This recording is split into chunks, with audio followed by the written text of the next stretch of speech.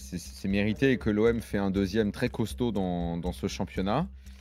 Costaud parce que c'est mon deuxième point, cet OM est en confiance et dégage beaucoup de choses très positives. D'abord, l'état d'esprit que Villas-Boas a insufflé à cette équipe, beaucoup de détermination, un état d'esprit très positif qui s'articule autour de joueurs qui sont devenus très importants et qui sont très bons.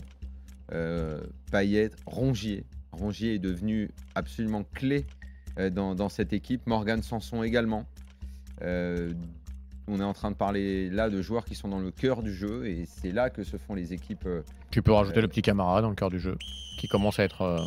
Je voulais en parler aussi, mais dans un autre registre parce Oui. qu'a priori il devait plus jouer au milieu. Ouais, mais ce qui permet. Entendu Villas-Boas ce qu'il a dit cette semaine. Ce qui permet aux deux que tu as cités, je pense, d'avoir une certaine liberté aussi offensive. Donc c'est dans le cœur du jeu que ça se joue et c'est là que l'OM est très fort et très en confiance. Et puis le troisième point pour Bordeaux qui certes a mené 1-0 dans ce match.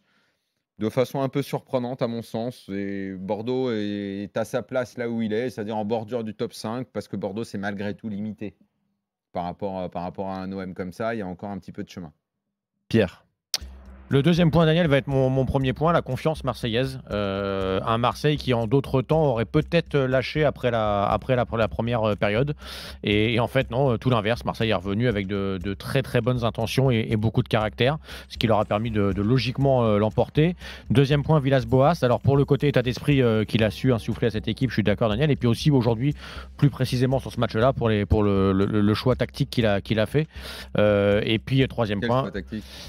Tu sais quoi, le fait de recontinuer à represser en début de seconde période sur ces relances courtes, etc. Ouais.